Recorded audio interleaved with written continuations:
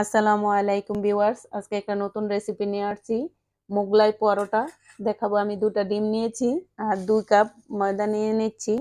দেখুন, ময়দাটি আমি চেলে নেব, কারণ চেলে নিলে ভালো কোনো কিছু থাকলে এটা ফেলে দিতে হবে। আমি মেজারমেন্ট কাপে 2 কাপ ময়দা নিয়েছি। এখন হাফ চা চামচ লবণ দিয়ে দিচ্ছি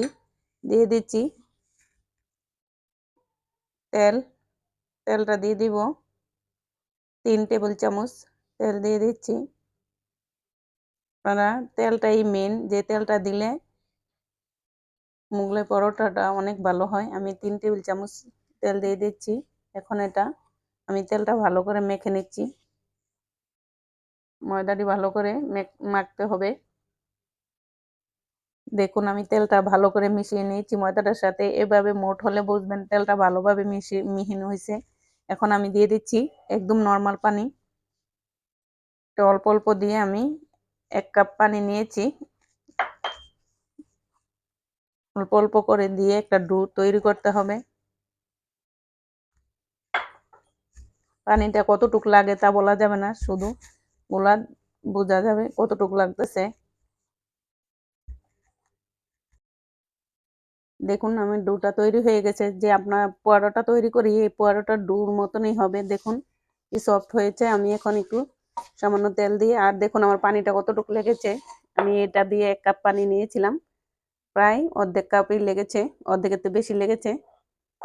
আর আমি এখন সামান্য একটু তেল দিয়ে উপরে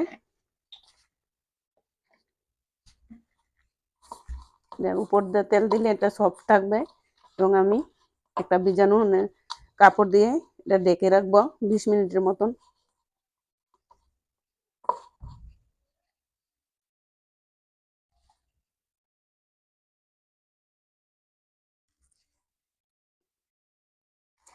চলে আসলাম 20 মিনিট পর। দেখুন আমার ডোটা আরো ফুলে কতটা হয়ে গেছে। এখন আমি এটা 2টা করে নেবো, আর একটু মথে নিচ্ছি। দেখুন আমি 2 ভাগ করে নিয়েছি। আমি এখন একটা এভাবে করে ভালো করে এভাবে দিয়ে এখন আমি একটা রুটি তৈরি করে নিচ্ছি। আর একটু তেল দিয়ে দিচ্ছি। তেলটা দিয়ে আমি রুটিটা বেলে নিচ্ছি। দেখুন রুটিটা আমি এভাবে ঘুরিয়ে ঘুরিয়ে বলে নিব, পিরাটাতে ঘুরাতে হবে। আর আমি পুরাটা রুটি এরকম পিরাটার সমান বলে নিব, একদম পাতলা করে। আমি ডিমটা গুলে নিচ্ছি। এখানে হাফ কাপ পেঁয়াজ কুচি নিয়েছি। আমি 1 কাপ নিয়েছি, এটার অর্ধেক করে আমি হাফ কাপ নিচ্ছি পেঁয়াজ কুচি, কারণ আমার 2টা ডিম আলাদা আলাদা করে ভেঙে নিব। একসাথে ভাঙলে কোনোটা বেশি হয়ে যায়, কোনোটা কম হয়ে যায়, তার জন্য আমি আলাদা করে ভেঙে নিচ্ছি। দিয়ে দিচ্ছি সামান্য একটু লবণ। দিয়ে দিচ্ছি আমি 2টা কাঁচামরিচ নিয়েছি, একটা দিয়ে দিচ্ছি একটার মধ্যে। আপনারা চাইলে ঝালও খেতে পারেন, একটু বেশি বাড়িয়ে দিতে পারেন, আমি বেশি দিব না। আমি দিয়ে দিচ্ছি 1 চামচ এটার সাথে ধনিয়া পাতা কুচি। 1 চামচ ধনিয়া পাতা কুচি দিয়ে দিচ্ছি।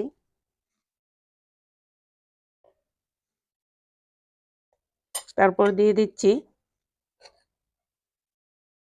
লবণটা কম দেওয়ার কারণ হয়েছে আমি চটপটির মশলা দিয়ে দিচ্ছি, এই চামচের হাফ চামচ দিয়ে দিচ্ছি। এটা আমি একটু হাতের দ্বারাতে ভালো করে একটু মেখে নিচ্ছি।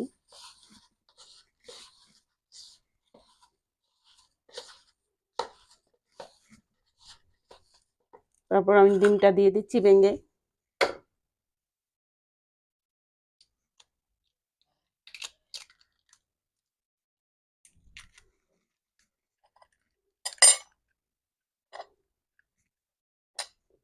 দিয়ে ভালো করে ডিমটা আমি গলিয়ে নিচ্ছি। দেখুন আমি গুলে নিয়েছি ডিমটা, এখন দিয়ে দিচ্ছি। এটা তাড়াতাড়ি করে দিতে হবে, যদি আপনি গুলে রেখে দেন তাহলে পানি জমে যাবে লবণটার কারণে। আমি ছড়িয়ে দিচ্ছি চারপাশ। দেখুন এখন আমি ভাঁজ দিয়ে নিচ্ছি। এটা এইভাবে টেনে টেনে ভাঁজ দিতে হবে। দিয়ে আমি একটু পানি ভরিয়ে নিচ্ছি।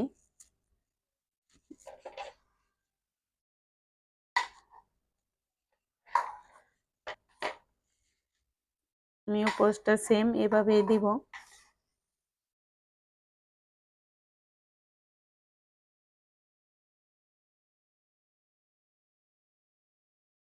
আমি সবগুলা সব জায়গা দিয়ে সাইডে দামি পানি ভরিয়ে নিয়েছি, এখন দিয়ে দিচ্ছি এটা। এভাবে দিয়ে একটু চেপে চেপে দিবেন। তারপর ওই পাশটাও দিয়ে দিচ্ছি।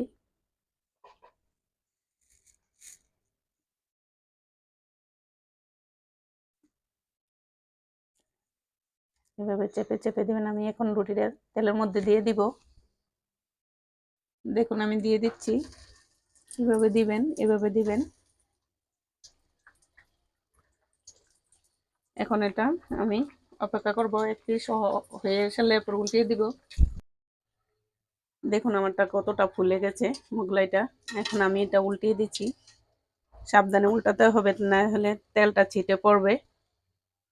একদম সাবধানে করতে হবে কাজটা। কতটা ফুলে গেছে দেখুন। আর এই শীতের মধ্যে এই মোগলাই পরোটা খেতে ভালো লাগে। বিকালে, সকাল বিকালে নাস্তা অনেক টেস্ট। বাড়িতে অবশ্যই বানাবেন। দেখুন আমার মোগলাই পরোটাটা হয়ে গেছে, এখন আমি নামিয়ে নিচ্ছি। দেখুন ওই পিঠটাও একদম হয়ে গেছে, কত সুন্দর। আমি এখন নামিয়ে নিচ্ছি। নামিয়ে একটা প্লেটের মধ্যে টিস্যু বিছিয়ে নিচ্ছি। আমি টিস্যুর উপরে নিয়ে নিব, তেলটা সরে যাবে, একদম টেনে নিবে।